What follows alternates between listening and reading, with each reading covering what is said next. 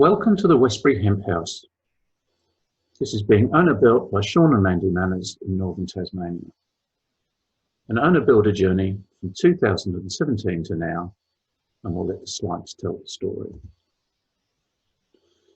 We bought a house in the village of Westbury in 2008 to renovate sustainably. The whole journey was blogged at www.greentasreno.wordpress.com.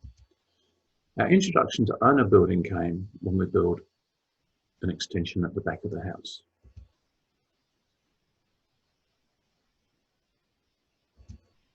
Our interest in owner building grew. We read voraciously. Owner Builder magazine, Sanctuary and Renew. We purchased and renovated a rental property, also in Westbury, sustainably.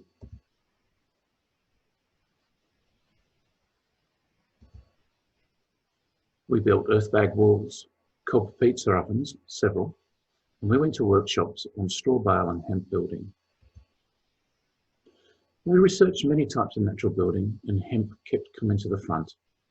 We told ourselves that if the right block of land came up for sale in Westbury with the following attributes, and we could buy it, then we would build ourselves a hemp house. As with much in our lives, the right block turned up. On Gumtree. Why hemp? So many reasons why. It's a better than zero carbon building material, a totally renewable resource, it's breathable, it's a zero waste product, and we already had connections to the Australian Hemp Masonry Company. Our design brief was to downsize from our 4-bedroom house on a 1,800 square metre block to a 2-bedroom, easy maintained house on a much smaller block. We ended up with, well, pretty much what we started out, 2 bedrooms, 1 bathroom, etc., but no granny flat. We worked out this would have added 100,000 to the budget, so we shelved it. Low maintenance products and a peeling back of layers were important for us, hence the oiled concrete floors, amongst other things. Hempcrete is an infill material, and there are some differences in building design. There was a 90mm rebate put in our rough slab, and that included 40mm of foam insulation.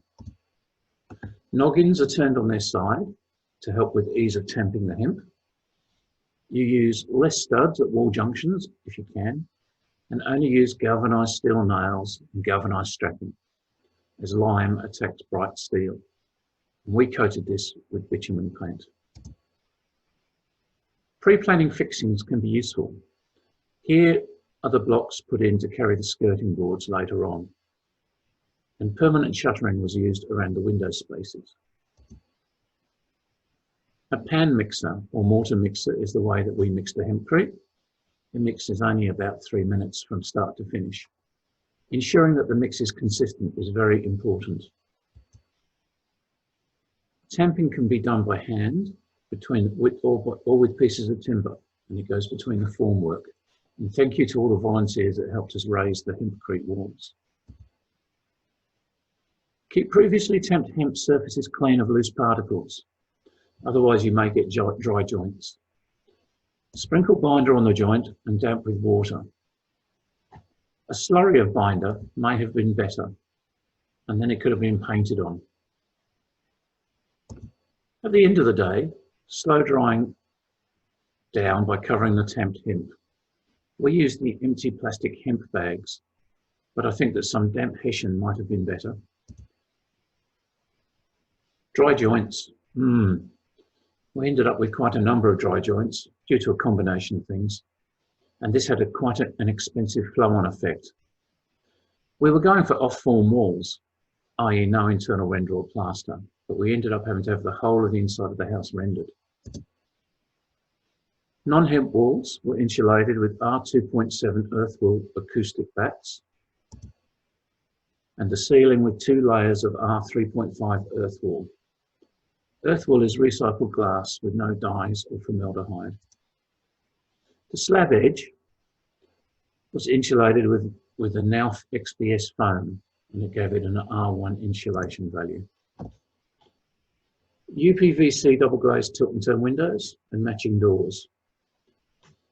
Very low U values, no maintenance, great air seal, choice of colour of frames, low E coating and argon gas infill.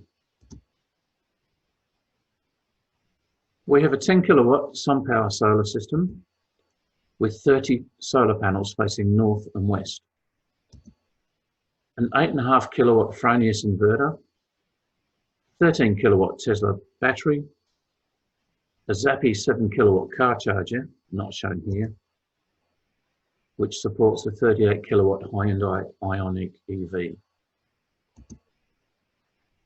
We had the interior hemp walls rendered, and then all the ceilings and interior walls were skim coated with a very thin coat of breathable plaster. The exterior was rendered with 2 coats of lime render, and this weatherproofs the hemp. As part of our ethos of less layers in the building fabric, we chose an oiled concrete finish for the floors. This needs to be decided at the start of the design journey, as it means using a stronger concrete mix. The floor was ground after the roof was put on, and then protected with ram board and lots of gaffer tape. When time came to oil the floors, several months later, the ram board was removed and the house was given a thorough vacuuming. Liver's oil, a natural oil, was applied in a 3-stage process.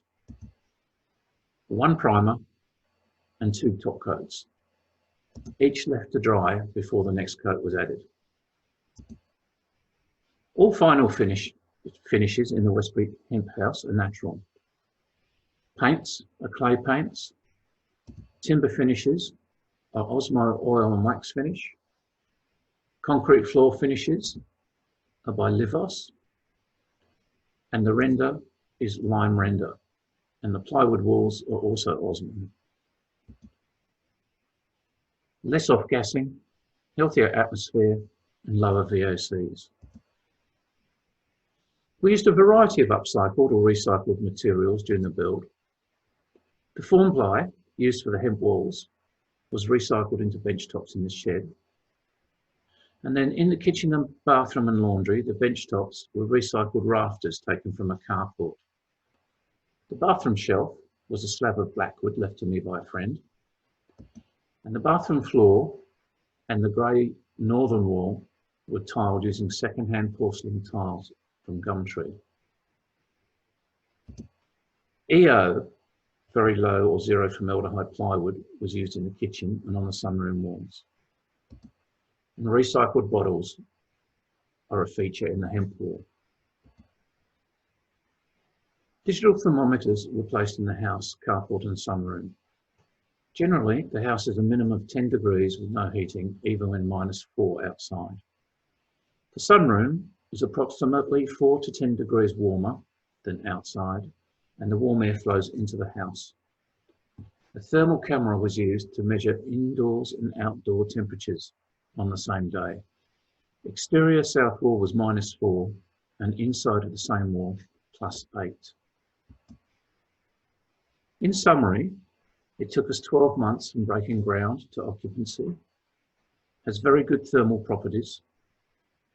Own a building means you have to be organised. Cost, we estimated at the beginning to be $330K plus land. This was blown out by the render and by added labour costs. We moved in the second week of September 2020, and you can follow the journey at www.greentasbuilder.wordpress.com. Thank you for watching this PowerPoint presentation on Sustainable House Day.